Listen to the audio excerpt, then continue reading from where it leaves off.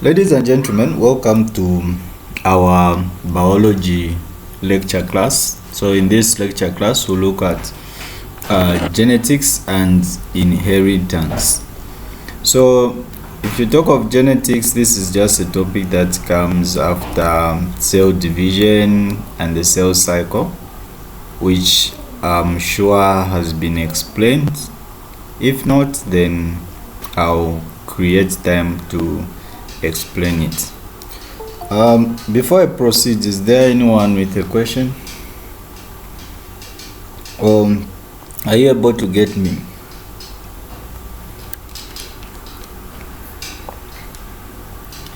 Someone to confirm if you guys can get me. Okay, Priscilla Mlalaza have confirmed. Okay, so let's quickly look at this picture and just focus on the t-shirts of the two parents. So you can look at the parents, how the movement of their t-shirt is. So if you look at the lines, for the father is something that is moving like that, and for the mother something that is going down. Then if you look at the kids, who is this child here? So this child is having the combination of both the mother and the father. So this is just trying to explain how things happen when it comes to genetics. So all the inheritance information that we have, they are something that did not come from without, but something that we inherited from our parents. So if we were to consider the t-shirts as the genetic information which our parents have, we need to understand that we have the combination of both. Maybe you discover that maybe your physical appearance is more of your mom or your dad, or a combination of them. All that is governed through genetics. Okay, so with that being said, we can look at the introduction to genetics. So this is where we are trying to understand what genetics is. What is it which made us to inherit certain characteristics from our parents? For example, you can't change your physical appearance. If you are light-skinned, you are light-skinned. If you are dark, you are dark. No matter how much you can try to use some lotions to change your skin from black to light, you still come back to black at some point. Why? It's because of the genes that you inherited. Okay, so genetics is just a branch of biology that deals with inherit and also variation of organisms. So when you talk of an organism, this is any living thing. Okay, it can be people, it can be plants, it can be anything. Okay, as long as it's able to breathe, reproduce, and also certain characteristics. So even within the same organisms of the same species, like human beings, there is also that variation, all because of what we inherited. So genetics is just trying to see the differences between organisms, or I can just say between people, if I pick people as the species I'm talking about. So even within the family, there is that variation. Some of you in a family, maybe some are dark, others are light. Maybe some are short and others are tall. So that variation, it's being explained under genetics. Okay, so we can talk of a chromosome. So a chromosome, like this guy here on the right hand side, if you look at what is on the right hand side, it's just trying to talk of a chromosome. Okay, so a chromosome, what it carries the inheritance information, and that inheritance information is what we are calling the genes. Okay, so these genes are the ones that we inherit from our parents, and these genes differ from one type of gene to the other. There are genes that governs your height, there are genes that governs your physical appearance, your complexion. These genes, they differ, but these genes are carried on what we are calling the chromosome. So the chromosome, its job is just to carry the genes. For example, I can talk of something like a car. So if you look at a car, don't laugh at my car. Yeah, so if you look at a car, this is a car, and this car, let's say, is carrying some luggages. Okay, this can be books, or yeah, I can talk of books because books are something that we can relate to what we are calling the genes. Okay, so the car is just representing the chromosome. The car is representing the chromosome, and the books are representing the genes. Okay, so the books are representing the genes, and of course the car is representing the chromosome. So if you talk of the chromosome, their main job is just to carry the books, which is more like carrying the way the car is carrying the books, and the genes, they are the ones that are carrying the information. Okay, yeah. Then these genes, you need to talk of the rearrangement of nucleotides in DNA. Remember, we talked of DNA replication, which is the replication of DNA, and then DNA transcription, where the DNA is being taken to RNA, and RNA is taken to proteins by the process of translation. And this is explained by the central dogma. I'm giving this information because of the fact that we are preparing for the exam, so every word is important. So DNA will be converted to RNA, which is later on converted to proteins, and proteins have different roles that they play in our body. But the type of protein that you are going to have, it's dependent on the DNA which you have, and that DNA is dependent on the genes. Of course, this chromosome in eukaryotic cells, they are found in the nucleolus. Okay. Now, what are chromosomes and how do they happen? So chromosomes, they normally occur in pairs. Like if you look at this, so this whole thing is a chromosome, okay? This blue thing. So chromosomes, they occur in pairs. There are two pairs. And then any change in the chromosome, it can cause some complication. With time, I'll look at that at some point. So chromosome, like I've said, they occur in pairs, and of course we have the homologous chromosome, meaning they have the same informations. Okay. Then new combination of genes occur in sexual reproduction, and that is after meiosis has taken place. So when meiosis takes place, there is the separation of chromosome. There is separation of chromosome. So when these chromosomes separate, for example,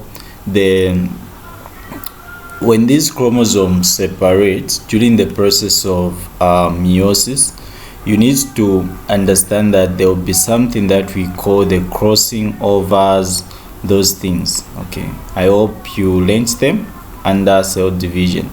So the crossing over. So the crossing over will lead to the what? The variation. The crossing over is the one that will lead to variation in organisms, even in the gene that we normally possess. So new combination of genes, like it has stated, occur in sexual reproduction. Then after individual cell undergo meiosis, of which the cell we are talking about in this case is the egg and the sperm, because these are the only cells that are responsible for reproduction. You can't talk about other cells apart from these two. The sperm from the female, of course, if you are a female, then you carry the egg, you never carry the sperm. Okay, even if you try to become transgender or whatever the case you call it, if you are female, you are female, you carry the eggs, you never change them. If you are male, of course, you forever have sperms. Okay, you forever have sperm, even if you act to be female. I'm talking about this because this is something that is happening around the world. So even if you convert yourself and start looking like a female, my friend, you forever carry the sperms, you forever be a male. Even your voice at some point, it might sound like female because of some genetic inheritance, but if you have that thing down there which is male, then you are male. Nothing, there are no two ways about it. So when you talk of genes, genetics, the variation, they occur during reproduction. So the female, through the egg, will undergo meiosis on its own. Sperms will undergo meiosis on their own. Then they'll combine together to form what we are calling the daughter. Okay, so the daughter, if I was to pick a good example of our parents, so our female parents, they carried the egg, and then our male parents, they carried the sperm. So after sexual intercourse, this is biology, no restrictions. So after sexual intercourse, the female donated the egg and the sperm, the male donated the egg to form the daughter. Okay, so this daughter is going to have the traits for both the mother and the father. But the question rises, some of you look more of your father, maybe how tall you are. Some questions also may rise as, okay, my complexion is that of my mother, but my height is that of my father. So why is that occurring? So this is why we are learning this topic. So fertilization will occur from two parents, which I've already stated. So fertilization is the process by which the sperm and the egg combine together to form the daughter cell. Of course, this is a zygote, and the zygote will undergo many processes that those who are doing health sciences, you study more and much. Okay, so this is just the diagram. I'll send the notes. Okay, and you need to understand that homologous regions code for the same gene. So if the regions are homologous, they are going to code for the same gene, and of course there are some variation in terms of genes.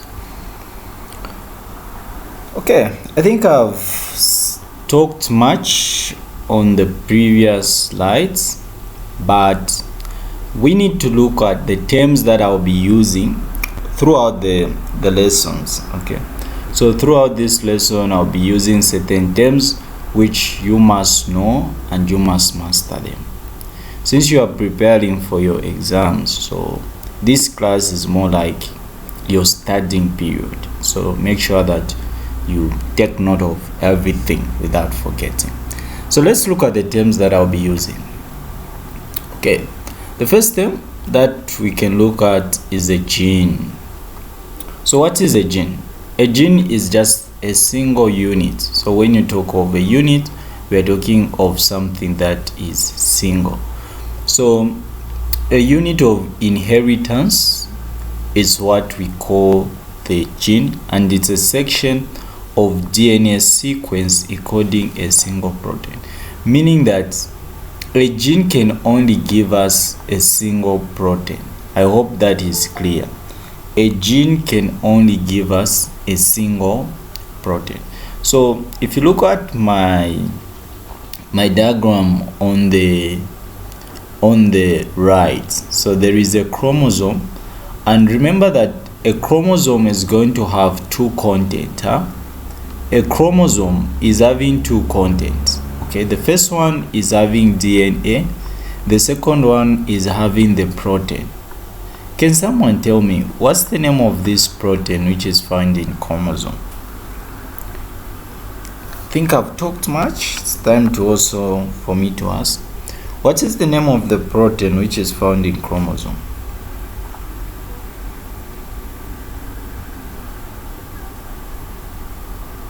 Can someone respond?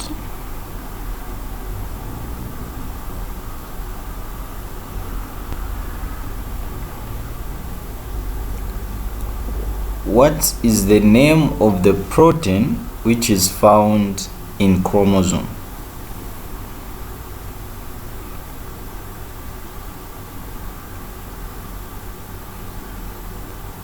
Ongani, unmute yourself and say the name. What's the name of the protein which is found in chromosome? Correct, histones. So the protein which is found in chromosome is simply known as the histones. So the histones, they combine together to form the chromosome, and the histone combine with DNA to form the chromosome. And remember, within the chromosome there is DNA, but the gene is found on DNA. Okay, so it's just a sequence of DNA which encode for a single protein. Genome, you can talk of the entire set of gene in an organism. The entire set of gene in an organism is known as the genome. The next one is alleles. So two genes that occupy the same position on homologous.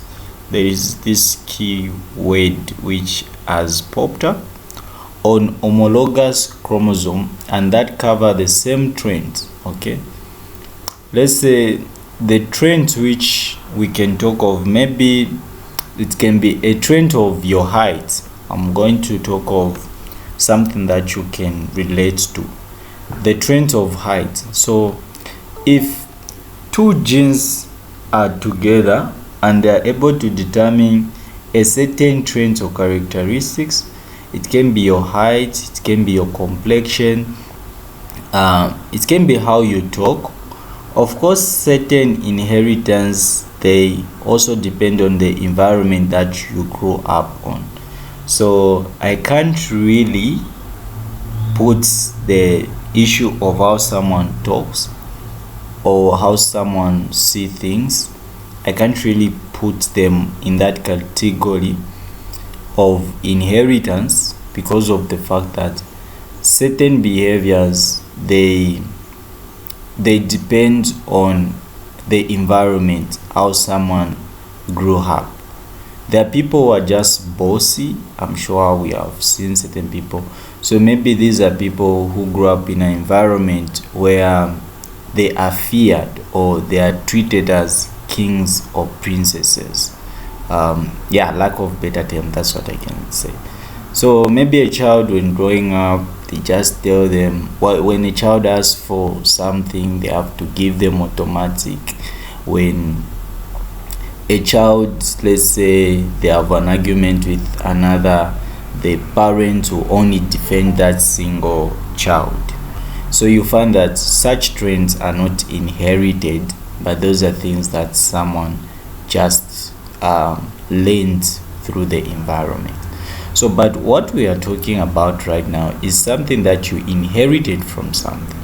So when two genes, when these two genes come together and occupy the same position in the homologous chromosome, they are referred to as alleles. And the job of these alleles is just to determine a single trait. For example, your height, your complexion, and so on and so forth. Then the locus is a fixed location on a DNA where a gene or one of its allele is located. Remember when we talked of an orbital under atoms? I remember very well when we talked of orbitals, we said this is the position where you expect the electron to be found. So even the gene, we need to expect it in a region called the locus. Okay. Homozygous, can talk of zygous, having identical genes. So when something has identical genes, I'll look of height again. I'll be using height as my major example, and also complexion, because these are things that you guys can relate to. Homozygous, if you look at our colleagues who have from parents that are both tall, okay, so both your mom and dad are tall, you discover that whether you like it or not, you are likely to have the tall genes. Not really always, because some explanation they will differ as we go forward.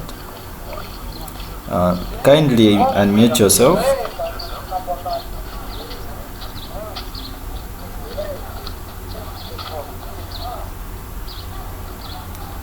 Unmute yourself.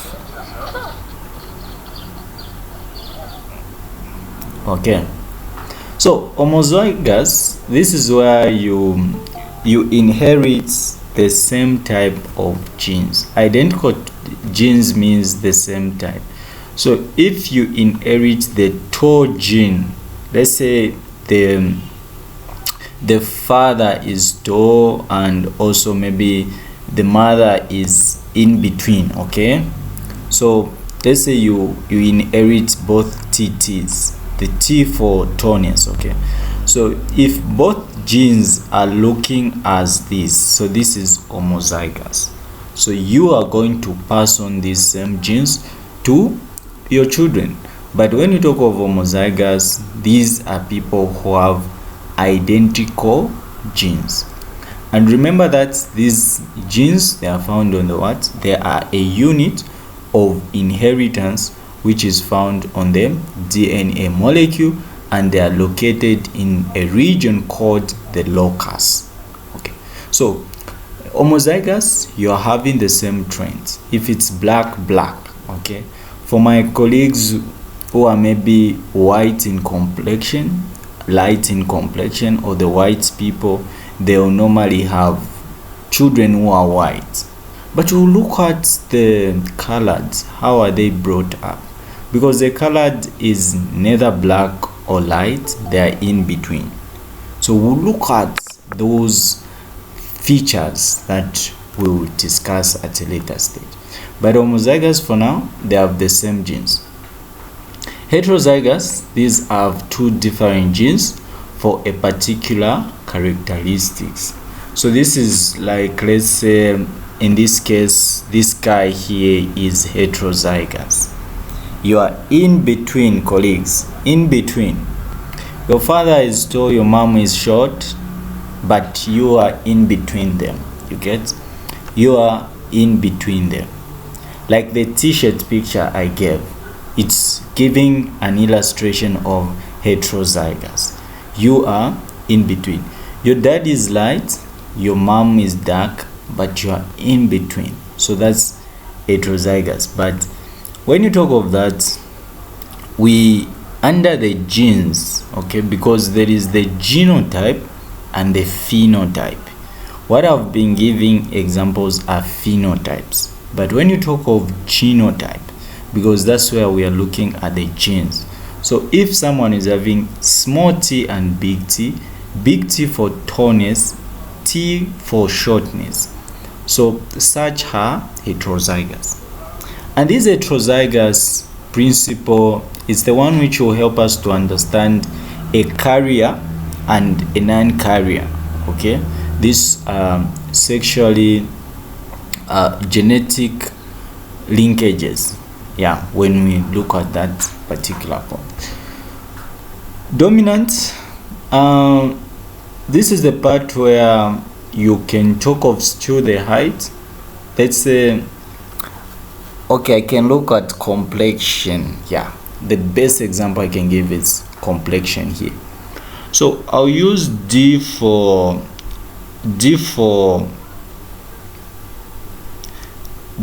light, okay, light person, and small d for dark person. Okay, yeah, I think this is okay.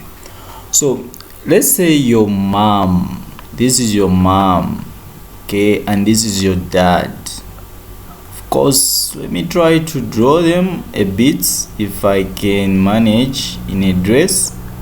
And your dad, of course, that's here, is tall.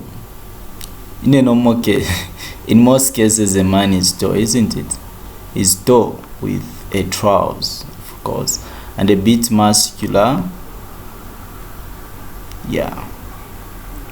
So let's say this is the father and this is the mother. The mother is short or is dark, and then the father is tall and is light. Okay.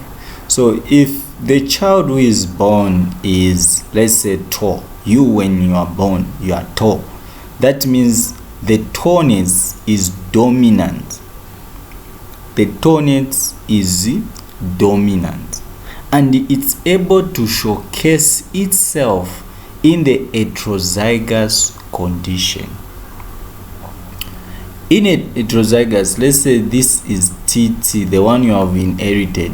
The small t you have inherited is from your mother who is short, and the big T you have inherited is from your father who is tall. But you, as a child, you end up being a tall person, just like your father.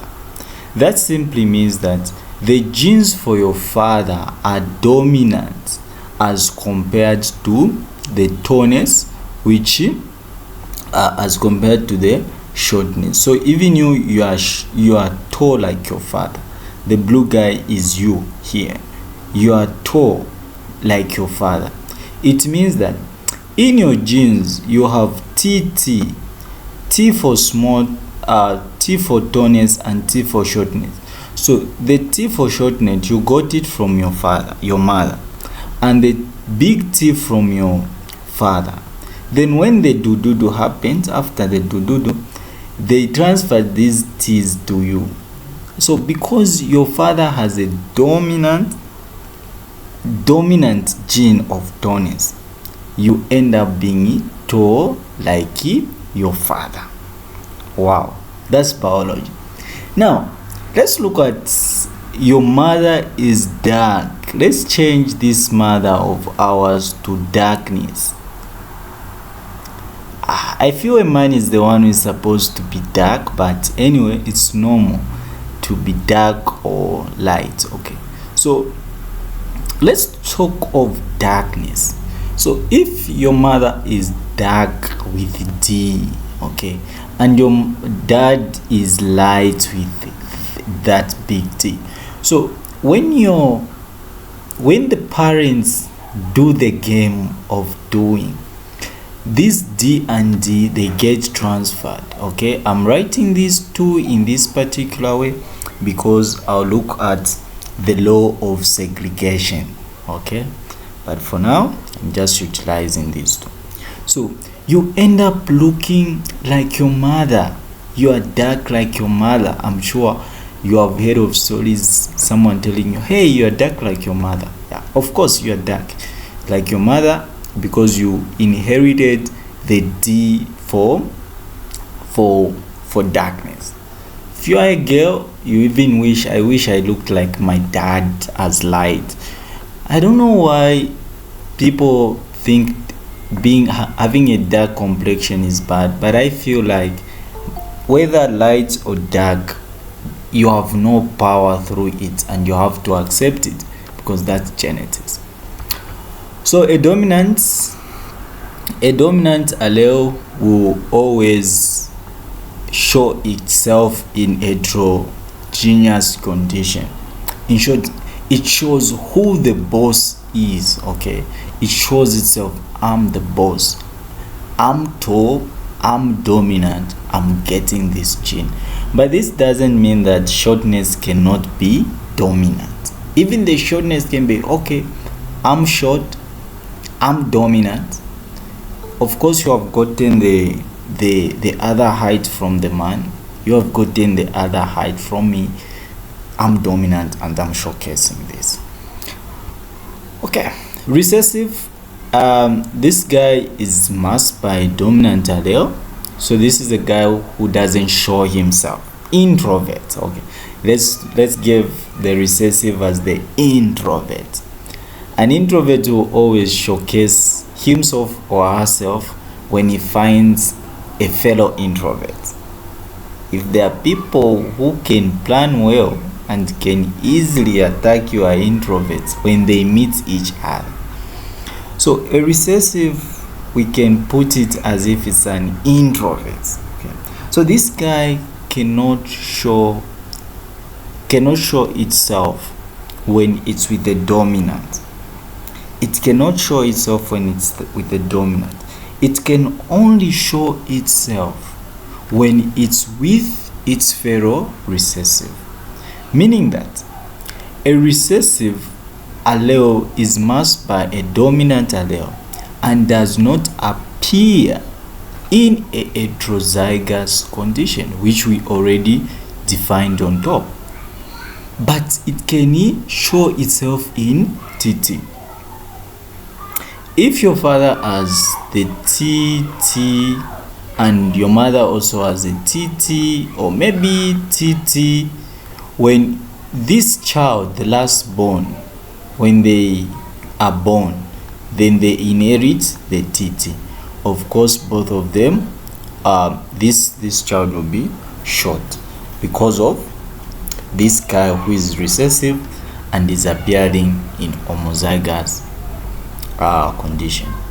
Colleagues, what I'm explaining here, it's very important and it's part of your last 50 questions in the exam. So all these two small things I'm explaining, you need to know them. Okay, genotype. This is the genetic makeup of an organism and it cannot be changed. Remember, it cannot be changed. If you are short, you are short, my friend. If you are tall, like that. Phenotype, this is the physical appearance of course the phenotype sometimes it gets affected by the environment. I think this is a point that I need to explain.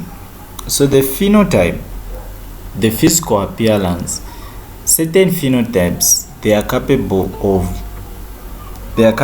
of being changed or affected by the environment. Yeah, and also the genotype, it can be affected in terms of mutations. Those mutations can lead to some changes, and also some autoimmune thing. They can also lead to some complications. Okay, I think this part has already explained what I was trying to explain. So the genotype depends on the phenotype, depends on the genotype and the environment. For example, if you yourself was to change a place, let's say from a hot region and you go to a cold region, you discover that your skin will not look as you are. Even just you move from Africa, I'm not saying Africa is poor, but I'm just giving an example. So if let's say you move from Africa and go to a developed country like UK or maybe Australia, even your skin changes. You won't look the same way you are looking when you were here. Okay, even the environment you are at, a lot contributes to how we appear. Or you can't compare yourself to someone who is in the rural areas. Those in the rural area, the skin, the environment, all that depends on it, the place which they are in. Yeah, you see someone coming from rurals, when they come to urban, even their appearance starts changing. It's because of the environment. So let's not really laugh at our colleagues how they appear just because we are in a favorable environment. Certain things we can't change them. Okay, monohybrids. So a monohybrid cross is a cross that we are going to talk about, of course, with a dihybrid cross. So a monohybrid is a cross which is involving a single pair of gene, a single pair of trend. For example, T, okay, this is a single pair, talking about what? Tallness or height. P, parental generation. F1, first filial generation, offspring from a first generation. F2, second filial generation of a genetic cross. So those are some of the things that we'll talk about. Dihybrid will also talk about it at a later stage. Any questions, colleagues? Any question? Ongani, any question? No, sir. Okay. Cynthia, Nakawala, any question?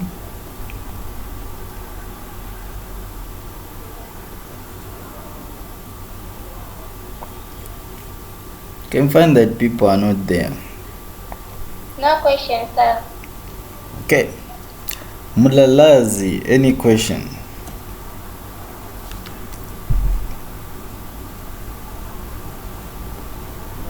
No questions, I'm okay. Okay. So guys, we have an exam on Friday. So like I've said, let's get the explanation. Okay? That's what's most important. Okay, here we go. We have an heterozygous. Alright? Heterozygotes. Alright, so this is just trying to showcase heterozygous in terms of physical appearance, white and black, both of them showcasing in the same organism, but that's genetic level. Now let's look at this guy called the Mendelian genetics. So this can be said more like a guy who opened eyes for the scientists, for them to understand, because everyone was like, how come this father is tall, the mother is tall, but the child is short? Even in the villages, if the husband is light, the wife is dark. When they have a child and the child is dark, just because the neighbor is dark, the husband will be like, this is not my child. Such cases exist, colleagues. Just because the wife is light, the husband is light. You know, ladies are crafts also. You find that maybe she applies Carolite or any cream which can make them to be light. Okay, let me pick that one. And the husband is light. They have intercourse. You know, you can't change your genes. You can't change the genes which your ovaries carry. You can't change them. Lights, the wife, she changed her color when she was 16 years old. The husband has been naturally light. Then boom, the child comes out as a black guy, and conflict rises.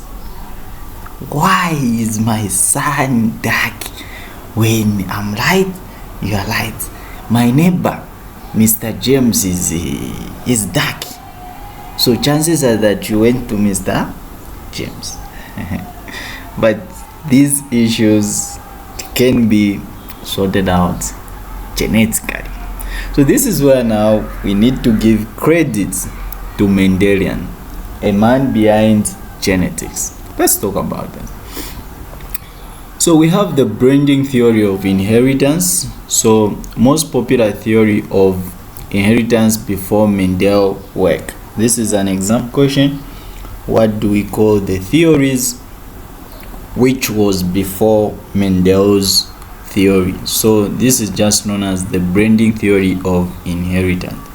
It stated that the qualities of the parents blended to form the qualities of the child. I think what it's trying to say is that one tall parent and one short parent would produce a child of medium height.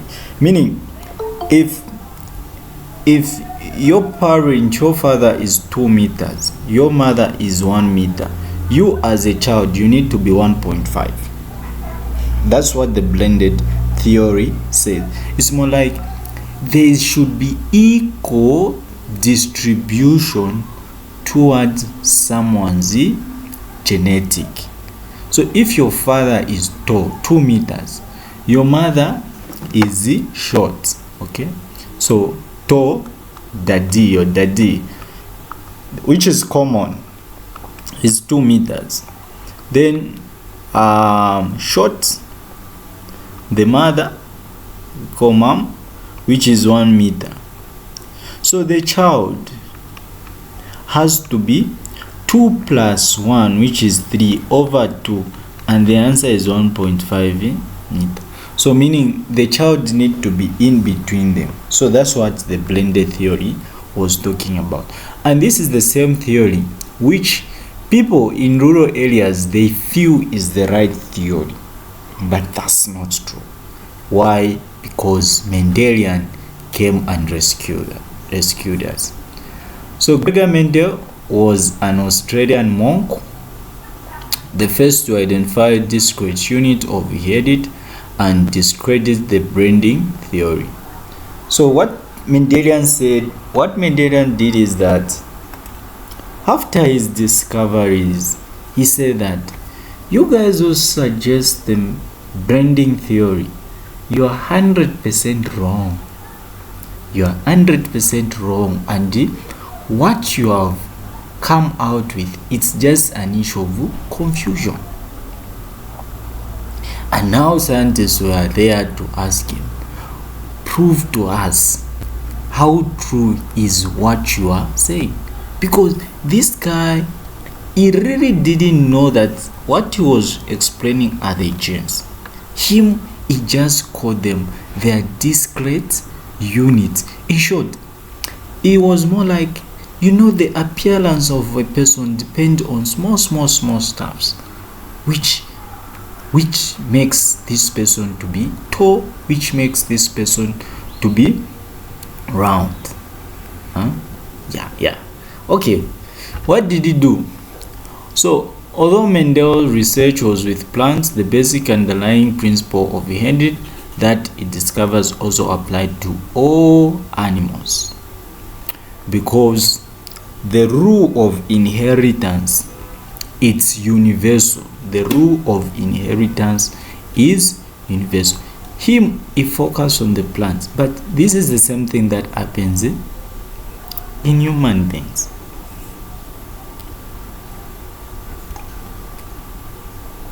So Mendel made numerous observations in his exhaustive study of pear plants characteristics. He elaborated an important distinction between dominant and recessive. So this one is an exam point. So this guy, he helped to discover the discrete unit which governs the phenotype and genotype of a human being, but he never knew that this discrete unit he was talking about were the genes. and is the one behind the issue of dominant and the recessive trends. Okay, I think this is something. Yeah. So I'm sure some of you now, this is the stage you are at, because you are waiting for more explanation. You're just like, if I reproduce with a spider, will my son be the new Spider-Man? It depends, colleagues. It depends. It depends. So we can agree. We'll try. We'll try to see if true it can be, but of course it can't, because the genes are different. So what did Mendel do? Colleagues, this is an exam part. This is an exam part. Let me even use the red guy. Mendel first crossed one tall plant, which is a true breeding plant, with one short plant, which is a true breeding plant. In short, the first crossing which Mendel did was a TT times a TT. Take note, this is the part, colleagues, which is very important. So he crossed an homozygous strand, homozygous with another homozygous strand. So that's what he did. Contrary to the breeding theory, all the offspring were tall. So remember what I said, scientists asked this man, Mendel. He asked him, Gregor, you are saying that the blending theory is wrong. Can you prove to us that this thing is wrong? So that's how he got a pure breeding, which was tall, and another pure breeding, which was short. Then when he crossed them, it was discovered that the all offspring were tall. So scientists were trying to find the answer to why is it that all these guys are tall. So immediately they did that, they thought of crossing again. Okay, they did the issue of crossing and a lot was discovered. So genotypically, so there is phenotype and genotype. So you need to be careful when you are doing your doings. So genotypically, the original plant was TT, the short plant was what? TT. So this was for tallness, this one is for short, just like I explained. So when this one did the original, and the first generation of plants were TT. So this is the first generation, the first filial, not second, the first filial. So then Mendel allowed the, okay, so we can call it the second generation or the first generation, depending. If you are carrying the parents as the first generation, then this will be second. Okay, so I'll treat it as parents being the first generation to avoid some confusions. So Mendel then allowed this second generation plant to fertilize, so meaning he crossed these two again. Okay, so when these two were crossed, it was discovered that 3 of them were tall plants and the last one was short. Just like in your family, if not majority of the families, you discover that all of them can be tall, and maybe the class bone or in between bone is short amongst them. So meaning that if all of you are tall and then one of you is short, it means that your parents, they possess this type of genotype. So that allow for tallness, which you know that the genes, they exist in pairs on the locus. So meaning that your parents are likely to have this type of genotype. No wonder one of you is what? Short. Or if all of you are light in complexion, then one of you is dark. But colleagues, I'm not talking about the fake lightness in complexion, which some of you might have. I'm talking about the real one. So yeah, so this is what happened. So if these are the parents, so remember these are parents. So when the parents did the crossing, having the TT, they reproduce all the kids in this generation were tall but heterozygous. Tall and heterozygous. There is a common question after the first crossing. Now the first generation are dash whatever characteristics. So remember that the second generation or the first generation, depending on how you call this one, it's a the heterozygous genotype, but phenotype it was auto. So when these two plants are gotten and they are crossed, they are going to give you, this one will be tall homozygous, this one will be tall heterozygous, this one will be tall heterozygous, this one will be short heterozygous. There is one calculation which is important, genotype here. So the genotype ratio for this one is 1 to 2 to 1. I hope this has been gotten, because in most books what I see is the phenotype ratio. They don't show the genotype ratio. Then the phenotype ratio. So the phenotype ratio is 3 to 1 for this case. Yeah, I think that's it. So cross-pollination, this is the same thing which I'm just from explaining. This is the same thing that I'm just from explaining. Remember, the first one was cross-pollination, the other one was self-pollination. And remember of the genotype and the phenotype ratio, which I've already given you. If you look at this, this is what most of the books say. And then for the generation, in most books they carry this as a 0 generation.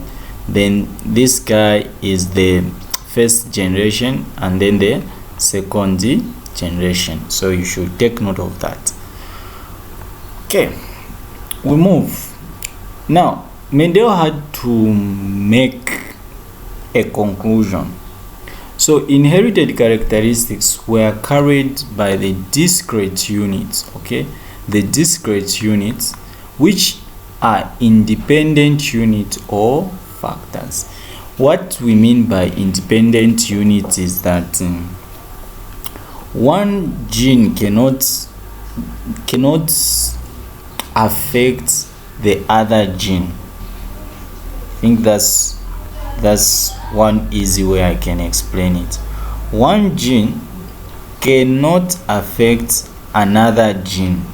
For example, your skin tone, if you are light, your light skin cannot affect your height. That's what we are trying to explain, or that's the conclusion Mendel said. If, let's say, my colleagues of those who want to change their skin tone, you apply certain lotion, will that affect your height? No, it won't. So that's what we are saying. These units, they work differently and independently. The gene which governs your height is not the same gene which governs your complexion. It's not again the same gene which governs how you talk or certain developments. Now, hereditary characteristics occurred in pair or factor that had specific relationship. So this one and that one, they are just related thing, and both of them are found on your exam questions. Which of the following was Mendelian's conclusion? Okay.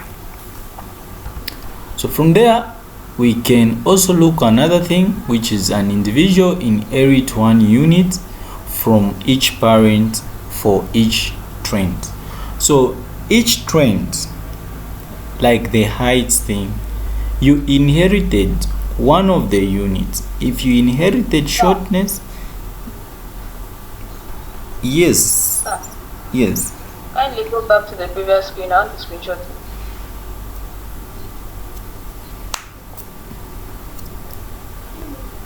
I'll send these notes. I'll send them with a password. So at the end of the class, I'll give you the password and I'll send them. So each individual normally inherits from the parents. Then a trait may not show up in an individual but can still be passed on to the next generation. So this is one now. The answer to why is my child short when you and I are both tall, the answer was found here, because you might be tall, yet you carry the genes of shortness. You might be light, yet you carry the genes of dark. And this is common, very, very common. Now, the conclusions are not the same as the principles. The conclusions are not the same as the principles. And these principles, they need to be known. So, Mendel fundamental principles of inheritance. 1. There is Mendel's principle of segregation. The factors of inheritance are normally paired but are separated or segregated in the formation of gametes. The law of segregation. If this is T and this is T, like that, during meiosis, this guy will separate alone, this one will also separate alone during meiosis. That's what the law of segregation is trying to explain. No wonder in your lab report they used to mark you wrong when you are writing without separating them, because of Mendel principle of. No, I can't get what you're saying. Okay, what I'm saying is, according to can you get me now? Can you get me? Yes or no?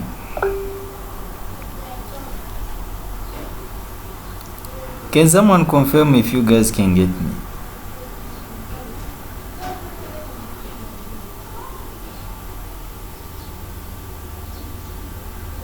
Okay, I can see. All right.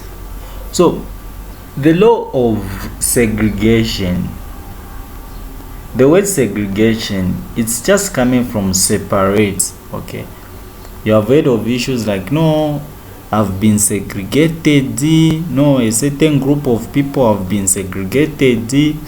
It's more like you have been sidelined or separated. So according to the Mendel principle of segregation, it simply tells us that the genes which are inherited are paired but are separated or segregated in the formation of what? Gametes. When your sperms were being formed, okay, actually this production of sperms, it started when you are not even a human being. When you are in the womb there, that's why this process of sperm formation egg formation, or your eggs, they started a long time ago when you are just young. That's why somehow some scientists say that you are almost the same age as that of your mother. You are almost the same age as that of your mother, because of the fact that her eggs started developing when she was in the womb, when she was not even formed as a human being. So when the formation was happening inside there, her as a human started growing. You remained as the egg under her protection. Then you became dormant at some point. After that, there was some meiosis, mitosis, and the likes. But those are for things that for those who are going to be doing health related programs, you understand data. I think one of my video has such explanations.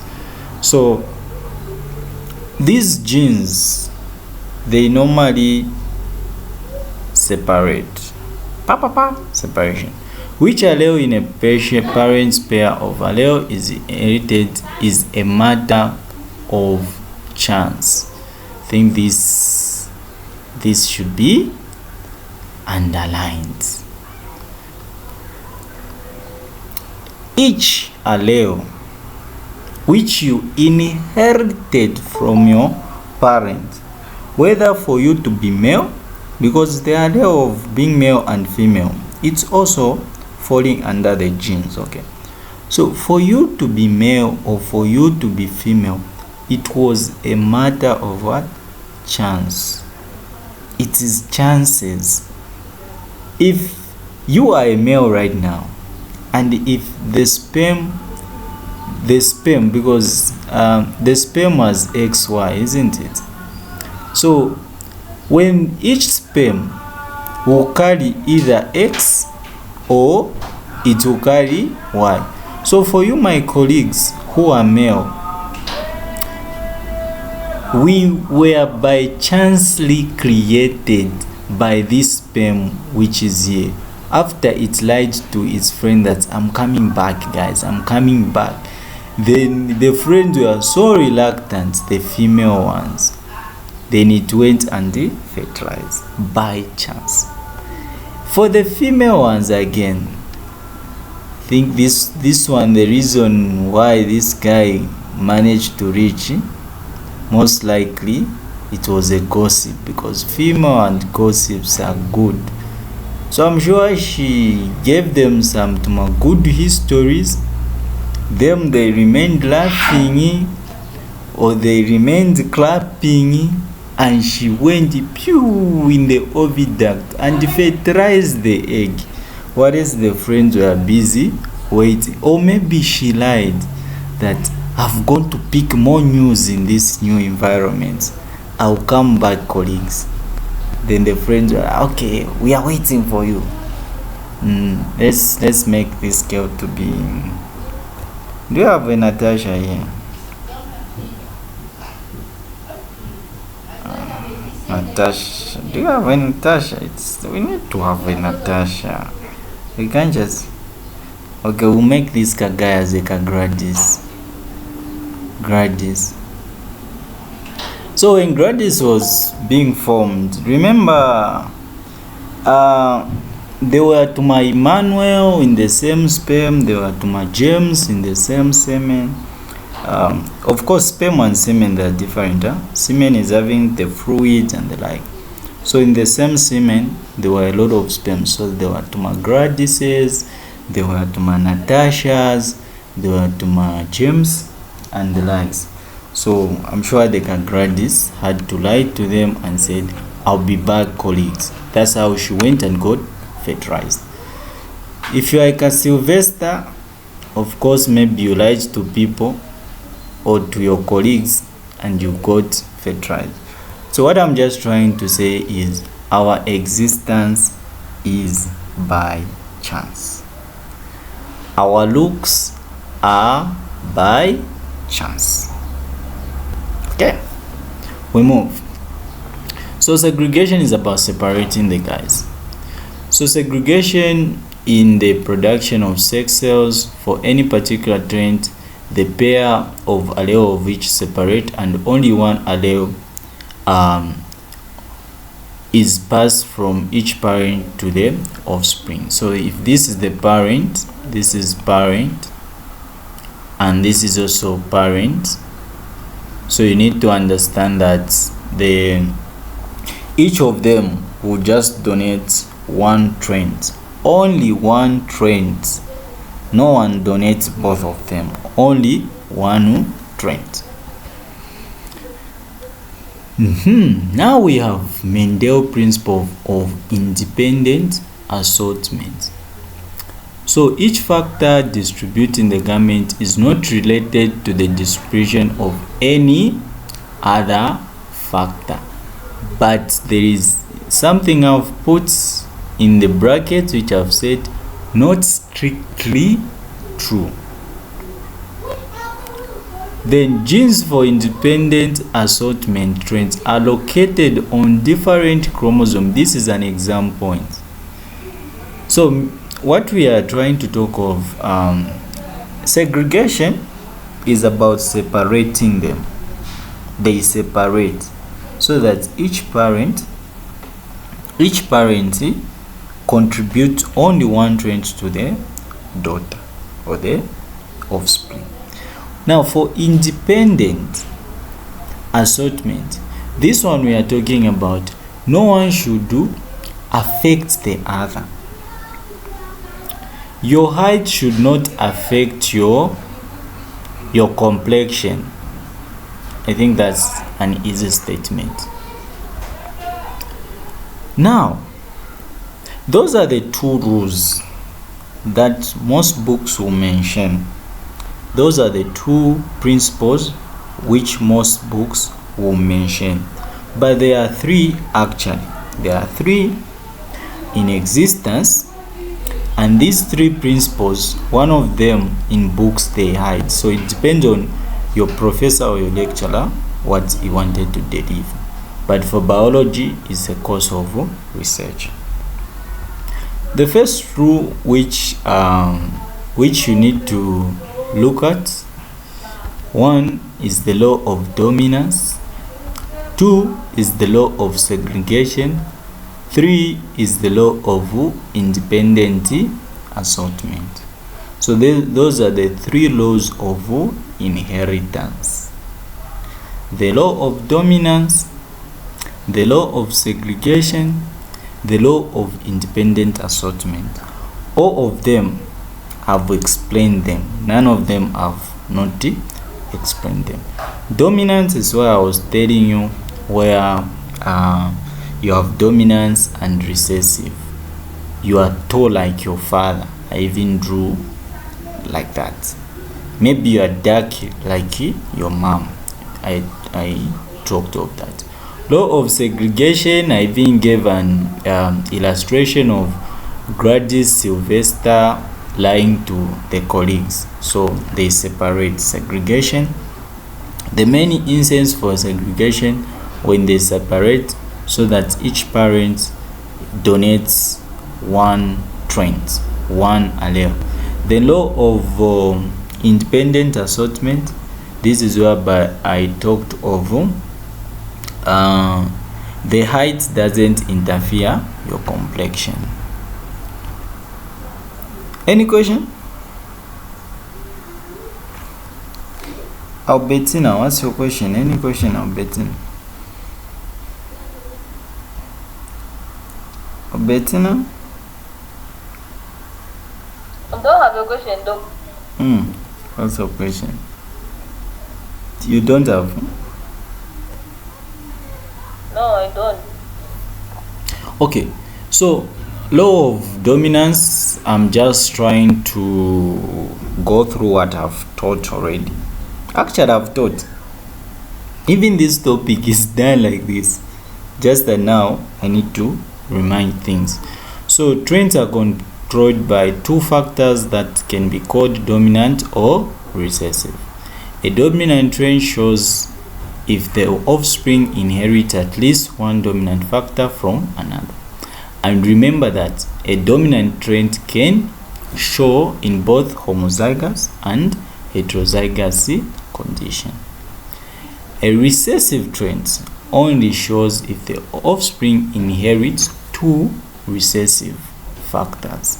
So meaning that it's only show in a homozygous, but a dominant shows in both homozygous and heterozygous.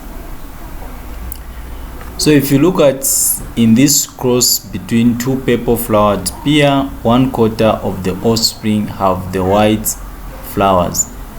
What do you think is the genotype of this? Let me pick purple to be P, okay, and P, and then let's say small p is white, so this p is purple and this small p is white. What do you think was the genotype of this parent? Was it two PPs, or maybe one big P and a small p, or same small p's? So I'll put A, B and C. What do you think?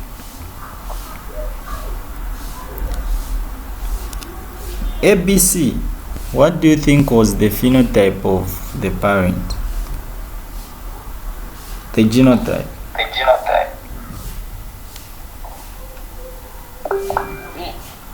B. Okay, correct.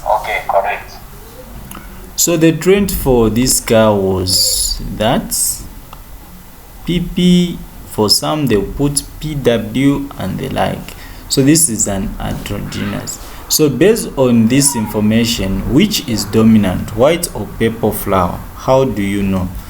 So of course the dominant has to be purple, but there is a hint. Dominance is not based on numbers of individuals with a trait. It is based on the number of copies of the allele that must be inherited to show the trait. So that point which I've written as a hint, I got it from an exam question. So know that dominance is not based on numbers of individuals with a trait. It is based on the number of copies of the allele that must be inherited to show the trend. Okay. I hope I've done it. Let's look at those guys of ours. They do the do. I'm sure they are in love.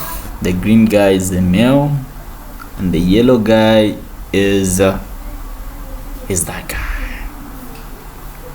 Who do you think between the two has dominant alleles, or a dominant gene? Let's talk in terms of color.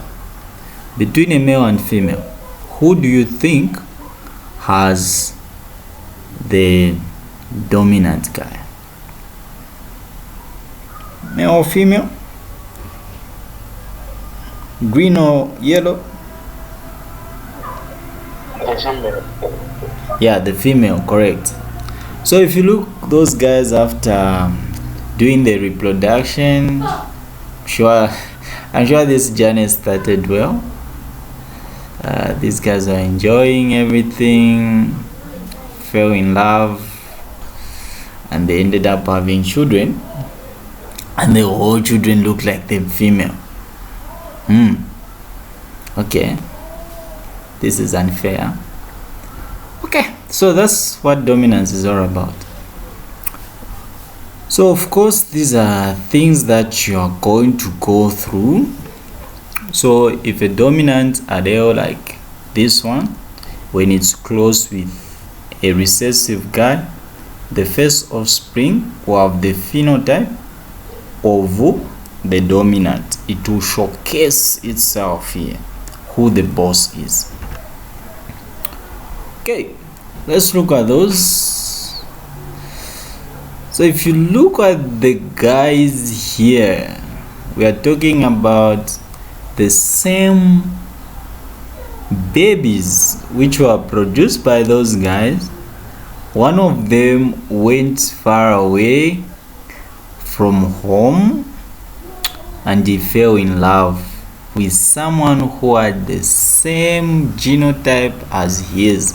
Let me look for the suspect amongst them.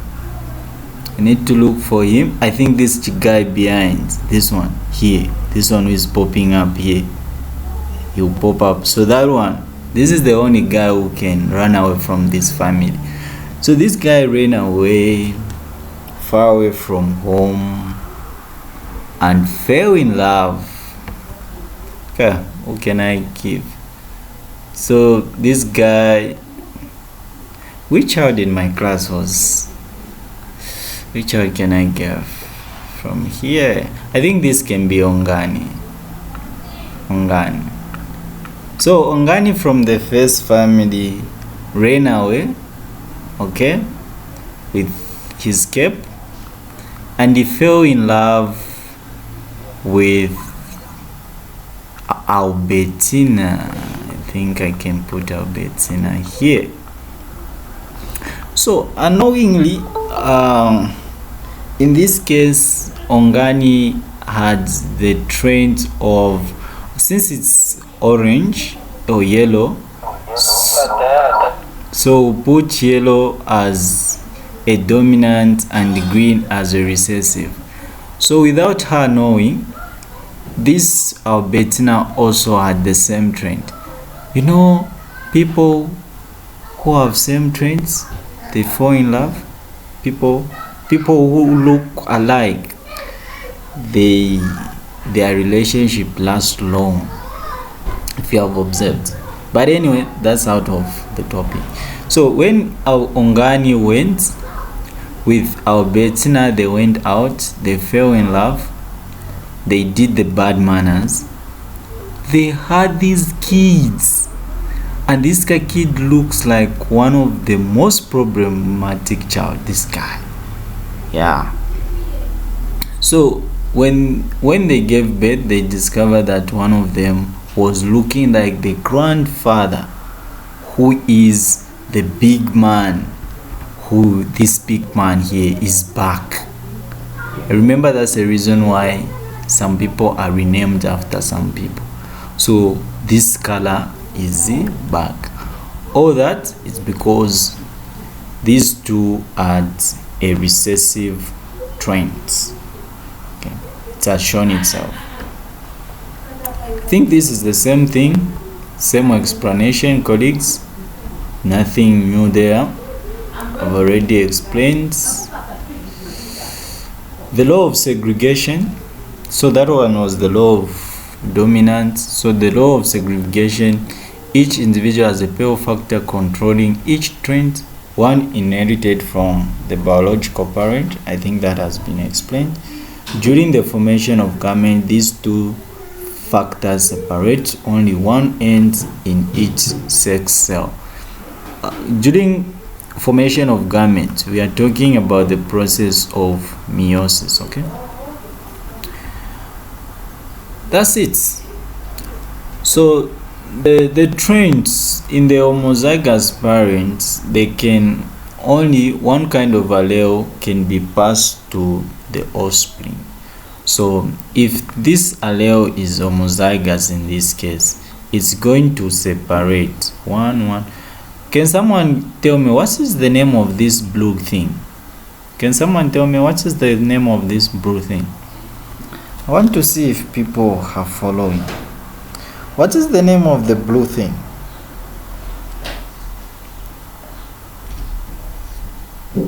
What is the name of the blue thing? Chromosome. Are you sure? Yes, sir. What do you call a region where the genes are found?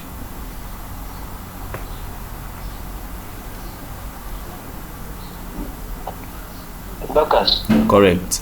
So this can be said to be the locus. So these guys will separate during meiosis. When they separate, they'll each one of you inherited only one of them. No wonder it is a game of chances. I think all these have been explained, guys. There's nothing that has not been explained. Okay, so another one which I'd put in my notes when you go and study solving single gene crosses with Mendelian inheritance. So I looked at tomato. That's the guy I looked at. So you need to know that tomato fruit's color can either be yellow or red. A red tomato plant is crossed with a yellow tomato plant, and all the offspring have red tomato. Which trait is dominant? Of course, red. If two of the resulting hybrid red tomato plants are crossed, what will be the ratio of phenotype in the offspring? So red to yellow, it will be 3 to 1. Yeah, 3 to 1. Chances of having red are 75%. Chances of having yellow are 25%, which is 1/4, which is 3/4. That calculation is important. There you go. In as much as they were looking yellow, they can also have certain appearances. Look at this guy. The first one very smooth. This guy, do you have any difference? The yellow and the other one, yes, there is a difference. Look at the arrows, but these here YY are different a bit. Same applies with that. YY. In short, when we are talking about green to be a recessive, remember green, I treated him to be recessive, and then yellow, I treated them to be dominant. Okay, yellow, I treated them to be dominant in that first animation of the father and the mother. Green is recessive. Colleagues, this part has a lot of questions. I hope I'll manage to reach at the end. So that's where now the law of independent assortment comes in. When genetic factors segregate in the garment, they segregate independently of one another. A dominant allele for one trait does not guarantee inheritance of a dominant allele for a different trait. Like I said, height traits cannot interfere with the complexion traits. Yeah. If your mom has the black skin and that black skin is dominant, it will come to you whether you like it or not, as long as you have inherited it. If your dad has the height which is dominant, and we assume that is homozygous, whether you like it or not, it will come to all of his children.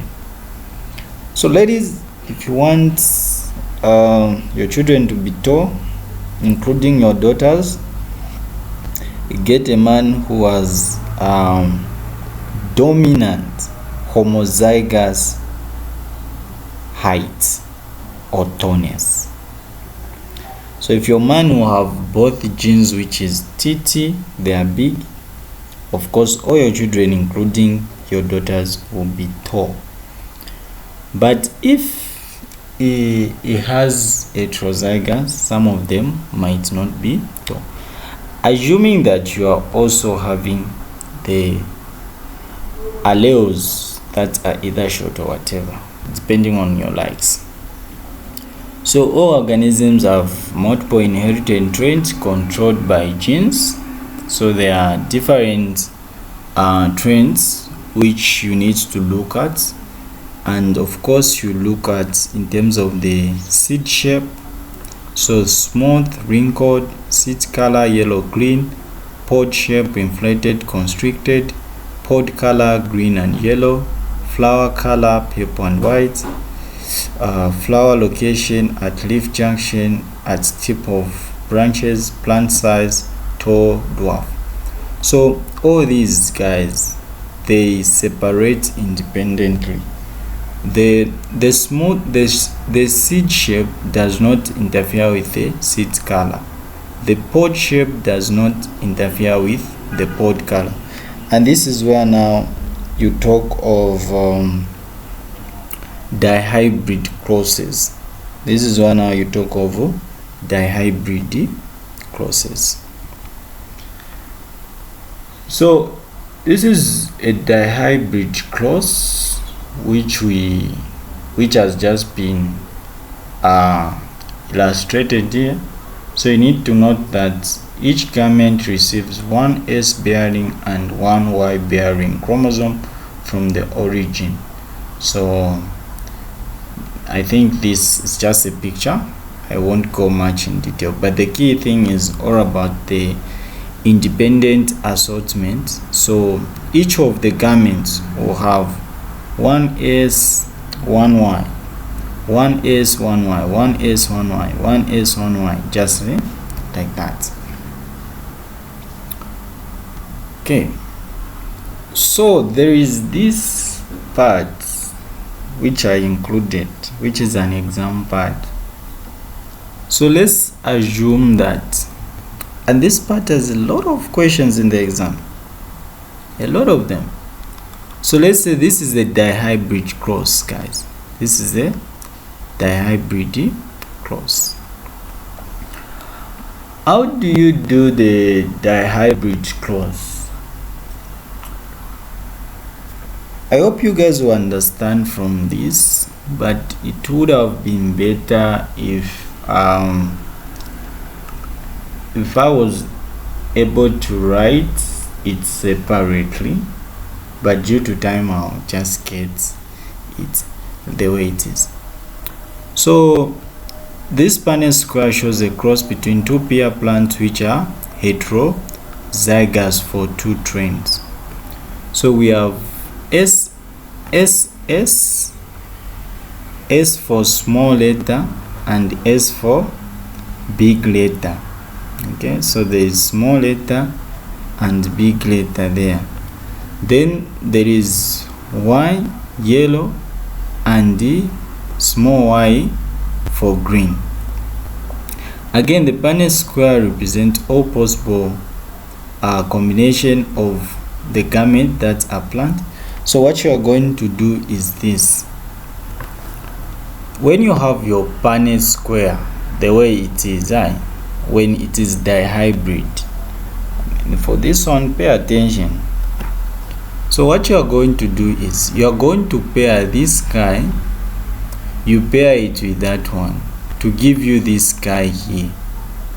You also pair this same guy, you pair it with a small one, it gives you this one here.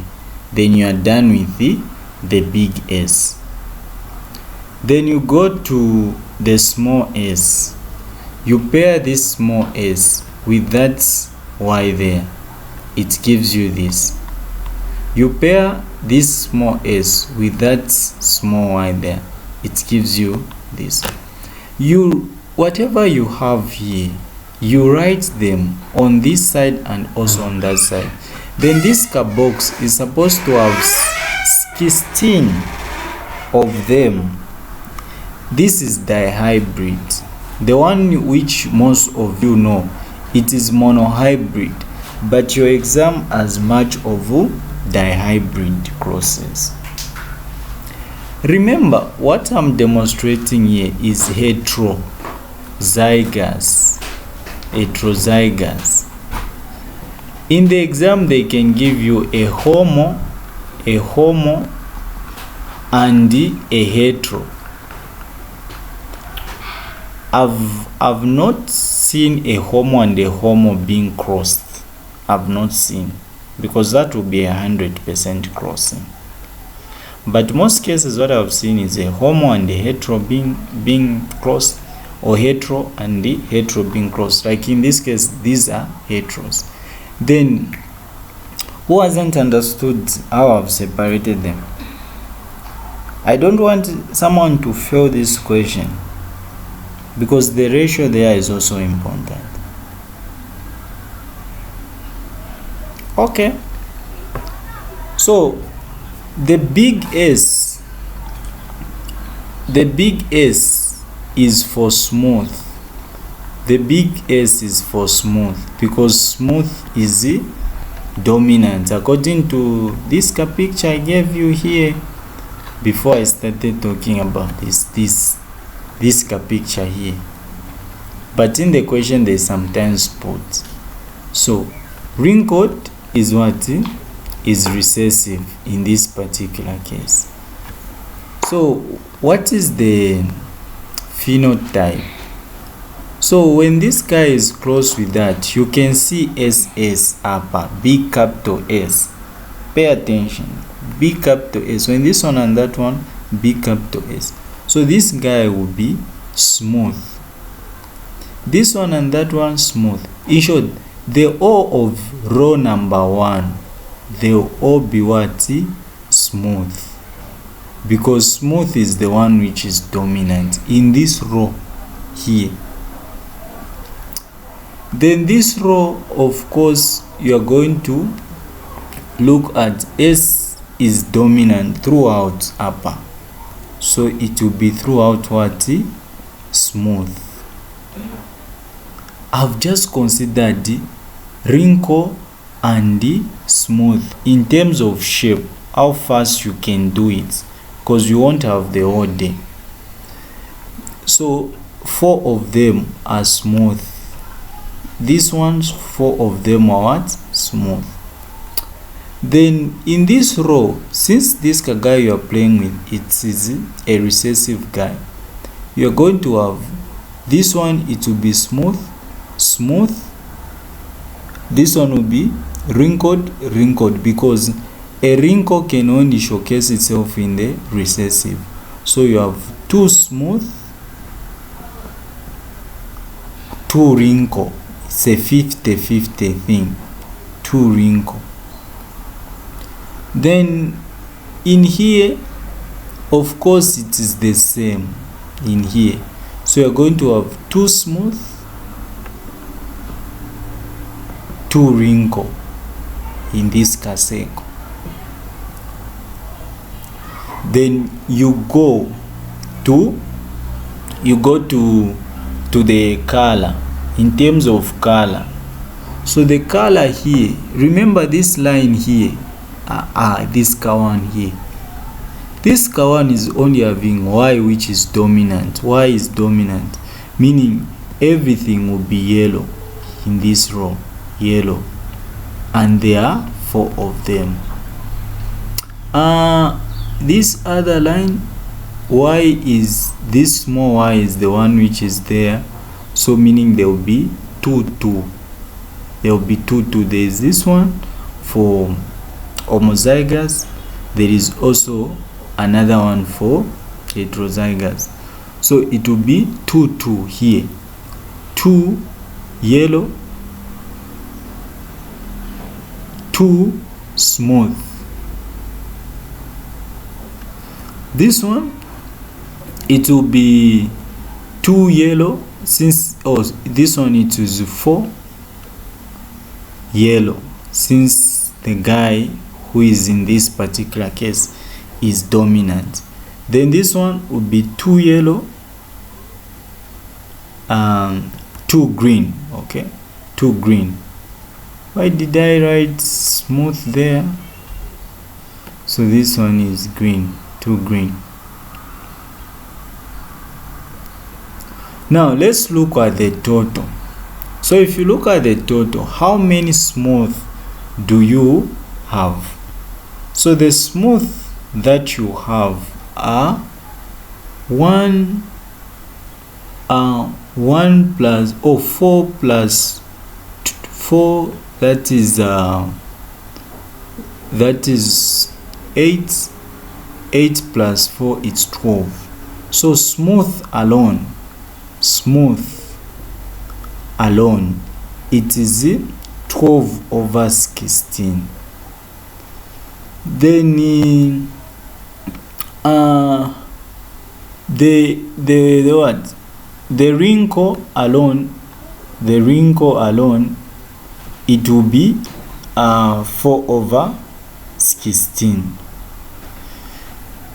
Then if you look at the yellow plants, the yellow plants will be the same as the smooth.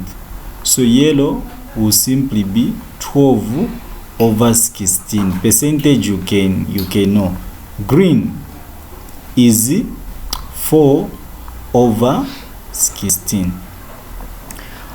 Now when you talk of the combination, I've put these guys because some questions they'll just ask you yellow alone, smooth alone, green alone, and the likes. That's why I've put them like that. They even ask you maybe to find the percentage. But if it's both heterozygous, like in this case, and they are asking for combination here, combination, smooth yellow, they'll always be 9/16. Smooth, a plant that is smooth and yellow, it will be 9/16. Follow the same order I'm putting them. Smooth is dominant, yellow is dominant. So whatever thing will be dominant with another dominant in a crossed heterozygous, it will be 9/16. Then smooth plus a recessive, which is green, it will be 3/16. Wrinkled plus yellow, which is dominant, 3/16. Wrinkled and the green, so dominant, recessive and recessive, they are just 1/16. These two my things you are seeing here. Smooth 3/4. They are coming from here because 4 here is 3, 4 there is 4. That's why now you are having the ratio of smooth alone. It is 3/4. Smooth alone 3/4. Green, it is 1/4 because 4/16 is 1/4. Yellow, it is 3/4, just like the way smooth. Wrinkle, it is 1/4. So that's where you are getting these values. This part is very important. So the phenotype ratio will be 9:3:3:1. 1 is for the recessives alone. 3 is whereby you have 1 dominant and 1 recessive. 3 again, 1 dominant and 1 recessive. Then the dominants alone, when they are paired, they give you 9 in this kagai. Okay, I think this part should be important. So I'll give you this.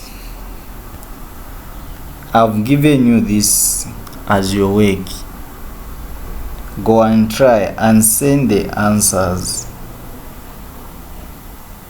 Solving the hybrid crosses with Mendelian crossing. I'm expecting you to give me the answer the way this picture is, because whether you like it or not, in the exam you have such a question amongst the 50 questions. So you do this, you can screenshot. So pear plants can be tall or short and produce purple or white blossoms. A pure breeding tall plant with purple flowers, TTT, is crossed with a pure breeding short with that. What will the offspring look like? Then, if 2 of the offspring hybrid plants are crossed, what offspring can they produce? This one is not hard. B, your answer should look like the way my solving is here. That's what you need to expect. Then of course the first, when the parents are closed, it will be something that is looking like that. So try to do that. So laws proven forever. Mendel laws were a good description of what he worked and observed in the pear plant, and he worked with it. New knowledge accumulated since Mendel time has refined his idea. While his laws still hold true in some instances, there are many exceptions that we will explore when we talk of the next time. So the recap: genes may have multiple alleles, such as dominant and recessive. Chromosomes which carry genes separate from one another during gametogenesis, and that is meiosis. Chromosomes sort independently of one another during formation, but each gamete gets one of each kind of chromosome. So they pair even after they separate. Your father, when donating, he donated all the traits to you for tones, for your color, how you talk, your eyes function, every kind. Your mother also donated the same thing through the egg. But at the end of the day, the tones went to pair with anything relating to height. The guy for height didn't go and touch the guy for the complexion. No, it never did that. It went to its friend. So those are just some characteristics in pair. I think that has been explained. Monohybrid crosses. The one I was explaining was dihybrid. This is monohybrid. This is what I've already taught a long time. I'm just going through now. So parents differ, crossing two pairs that differ in stem size, one tall, one short. T for allele, allele for dwarf. TT means homozygous tall plant. TT homozygous dwarf plant. So when these two are separated, when you do the crossing, this guy is the parental, so this is TT for parental, this one for dwarf. When you cross them the way I've crossed, homozygous, tall and dwarf, the offspring will look as auto. The Punnett square, that is important in terms of definition. So a Punnett square is a useful tool to do genetic crosses. It can be used for both monohybrid and also dihybrid. Monohybrid has 4, dihybrid has 16. What about trihybrid? It can exist. Okay, so that's just how it looks like. It looks like something like a window, and of course we use to predict the genotype and the phenotype of the offspring. So the major reason we use the Punnett square, which is looking like a window and with 4 rectangles, is just to know the genotype and the phenotype. Okay, so steps: determine the genotype of the parent organisms, write down your process of mating, draw a Punnett square. Parent genotype is TT and TT. Cross is like that. So this is how you write it. And then you need to split the letters of the genotype for each parent and put them outside the P square. Determine the possible genotype of the offspring by filling in the square. Summarize results: genotype and phenotype. Majority of you rely much on the phenotype, but you should also consider the genotype, both monohybrid and dihybrid. Okay, so that's how the Punnett square will look like. Okay, I think all this has been explained. What else can and maybe this part is where I have to look at. Remember the fact that the Punnett square is used to determine the genotype and phenotype. So this is what I'm interested in, the ratio. Majority of you only know this 3:1, but you don't know the 1 to 2 to 3, 1 to 2 to 1. That's for the genotype. Even the dihybrid, you need to know the genotype ratios. Okay, I think this you go through them when I send the notes. Any question? These are just some hints I had put. These ones I've explained. Do I have any question, colleagues?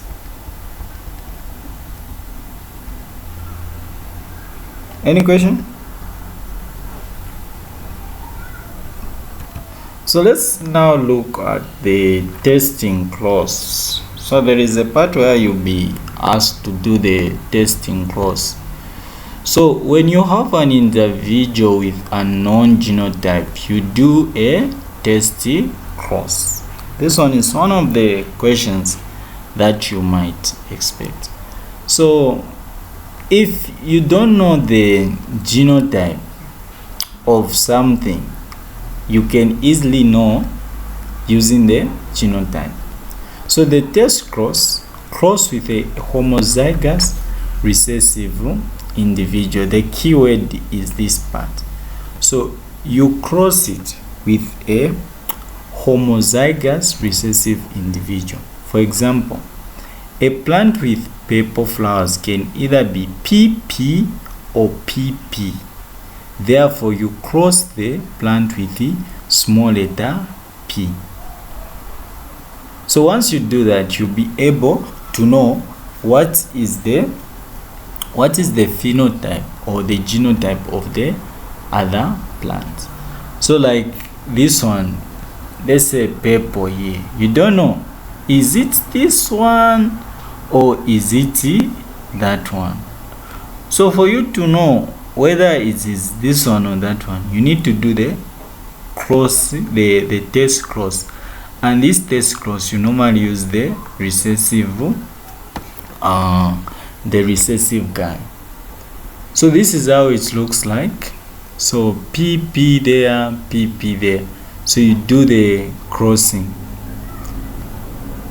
So if you get all 100%, these are just statements which you need to know because the questions comes like the way it is. So if you get all 100% purple flowers, then the unknown parent was PP.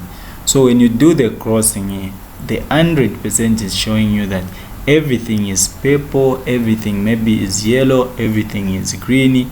That means that your crossing which you did, the parent you are looking for is having a purple dominant allele, because this guy you are using to test for is recessive and can only show in a recessive situation. Now what if you find 75% is purple? Okay, 75% is purple and 25% is, what color was this guy going with? White. Okay, 25% is white. So if that is the case, it means that the parent you are looking for is PP, meaning it is heterozygous purple plants. But if everything is purple, like in this case, then it's homozygous. If you get 50% white, 50% purple, okay, no, not 75 and 25. It has to be 50-50 because of the fact that this copy and that copy, this copy and that copy.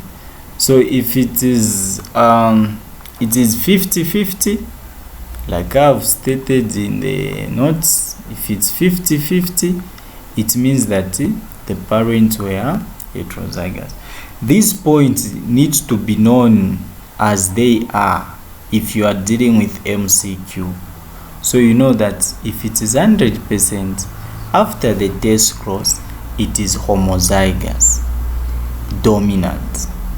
If it is 50-50, it is heterozygous. Now if all of them are white, it means that this was homozygously white. So that's about the test clause. So that's more of the same as the test clause. So beyond Mendelian's genetics, that's where we can talk of the incomplete dominance. So this incomplete dominance, they bring it on MCQ when they are asking you about the laws of inheritance. So they'll say, which of the following is not a law of inheritance? So, or post-Mendelian genetics, they'll use such words. So, of course, Mendel was lucky and he concluded what he could. But what we need to understand that it was not everything that he said was true. In as much as he was lucky and the plants he used showed and proved to the fellows that yes, it is true, what you have said is true. But this nigga was just lucky during that time. Sometimes luck is just on your side and you win something. In as much maybe you might not be 100% correct, but as long as you know how to show it and luck is on your side, of course people will get it. But no matter what, for every action we do, there are people who go further and make some discovery on it. So the reason why this was easy or how lucky it was is because of the fact that a dominant allele will always easily show when it comes to the phenotype. But sometimes phenotypes are not very obvious. What do we mean? Let's say dominance plus dominance come together. Red and white colleagues. Let's say red is dominant, because remember this guy chose some pairs which were easily done. But what if red is dominant and also you bring yellow, pink, white? Okay, let me pick white. This is an issue of grade 7. So for my colleagues who missed grade 7 and you went direct to write the exam, this is your time now. So red is dominant and white is also dominant, then they cross together. You find that maybe the offspring will be pink. Okay, I hope I'm able to remember grade 12 work. So red and white, they come together, they give a product which is pink. So this is known as the incomplete dominance or co-dominance. Incomplete dominance or co-dominance. That's why you observe such. Okay, even these traits are very common, especially when it comes to these things. You read them. I've already explained. Red crossed with white and then they give you pink. That's a codominant. Like in this case, it gives you the offspring which is incomplete dominance, because of the fact that both of them are showing the same thing.